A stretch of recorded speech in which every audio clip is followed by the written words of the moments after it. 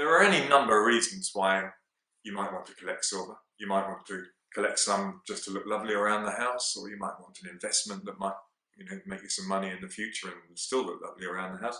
Or you might want just to buy something to use. It's too difficult to predict. In terms of giving a bit of a crash course in how to buy silver, how to value it, what to look for, I'm going to focus on a teapot. We can all use a teapot. It's a useful thing. You might want to buy one to collect it, or you might want to buy it just to have every Sunday, or even in fact every day of the week, and make tea in it. They do make very good tea. The primary consideration is always condition.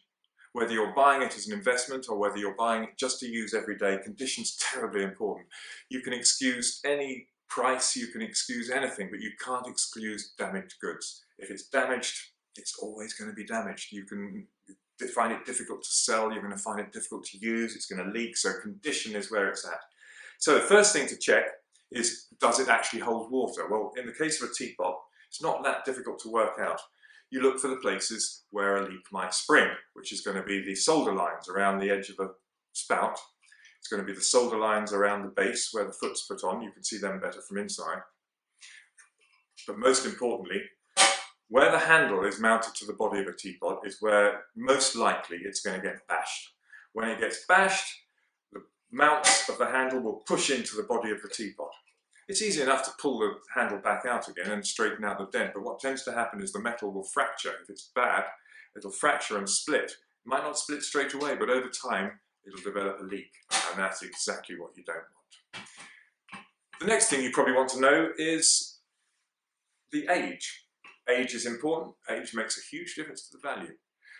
In order to find out the age of any silver, you're going to need to be a little bit familiar with hallmarks. Now, I'm not going to go into all the details of silver hallmarks right now because it's a vast subject. There are thousands of books quite literally written on it. The best thing to do is go down to your local bookshop, get online, look around your old bookshelves, because there's sure to be, and buy yourself a book on silver hallmarks. There are dozens of these around. I use this one, as you can see, done for years. It's filthy dirty, but it's small enough to be pocket sized. I can take it off to fairs and markets. It'll go in my inside jacket pocket, and it's always a useful thing to have.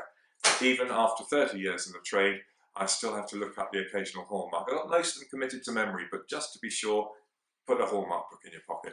So with that, you can work out exactly how old it is. You just have to find the hallmarks. In this example here, we've got a set of hallmarks which tell us that it's made in London. We've got a leopard's head for London, that's the London town mark, and that's a date letter. Each year in English silver is categorised by a different date letter. I won't go into the whole subject of hallmarks now, but suffice it to say, it's probably best, and it will be a very good investment, to go out and buy a book on hallmarks. There are various small pocket versions of books of British hallmarks. Most of them include Ireland. There's that one here, not terribly pocket sized, but quite a useful book. That's more pocket sized. There are any number of printers that will produce something like that. If you get online or go into your local bookshop. Or better still, I've got to say, would be to go out and buy the World Encyclopedia of Hallmarks, published by Miller's, edited by me. So that's obviously the best book to go out and buy, but it's not exactly pocket sized. So to be on the road, to go to antique fairs and so on and so forth, you probably want something more that size. They're terribly useful. As you can see, this is filthy dirty. I take it with me everywhere I go. You can find out the year an object was made. You can find out by whom an object was made and where. Useful information, and it all makes a difference to the value of it. Generally speaking, the older the better. Not always the case. There's a teapot here that's made by a very good maker. Famous designer of English silver, enormously heavy. It's incredibly good quality, this thing. It weighs twice as much as it needs to. It's made by a guy called Robert Edgar Stone, and he was working in the 1930s, 40s and 50s. This is in fact 1955, so really quite late. A bit older than me, but not much. And it's actually more valuable than either of these two Georgian ones. So age is important. Makers and design are important too. When you're looking at very lightweight teapots, for example the Georgian type that were made in the late 18th and early 19th century, as lovely as they are, they're the ones to look most closely at because they are the most prone to damage. And there's a very simple reason for that. It's because they are made out of relatively very thin sheet metal. At the time, it was the new technology. They were able to roll metal out into a flat sheet of very thin gauge, or relatively thin gauge, which meant that people who previously couldn't afford silver because of its sheer value due to its weight, because everything at that prior to that stage had to be hammered up, middle class, ordinary working people could aspire to a silver teapot. It's part of the reason that silver teapots and tea drinking in England became so ubiquitous.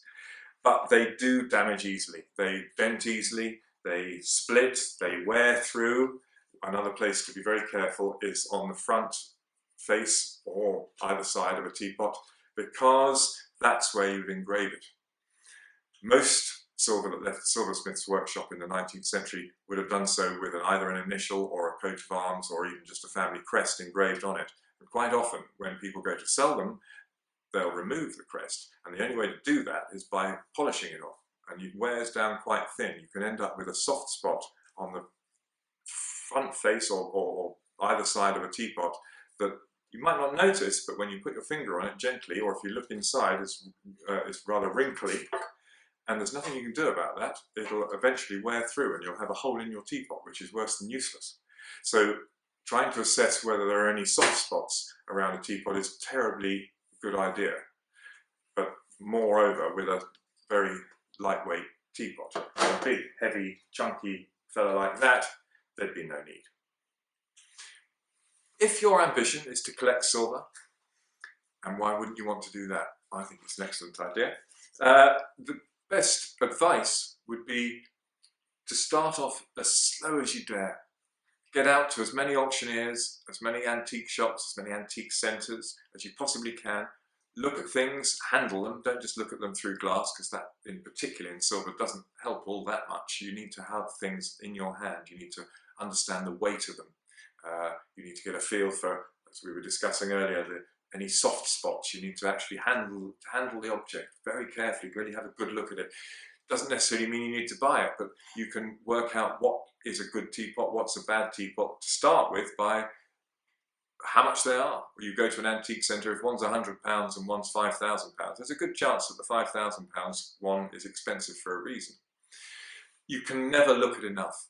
An auctioneer or an antique silver trader spends all day, every day, looking at seams, solder joints, hallmarks, and over time you just develop a almost instinctive ability to read a worn hallmark, or to very quickly assess whether or not something's in good condition or bad condition by the signs. And by going to look at auctioneers, by going to antique shops and antique centres, you will develop the same set of skills.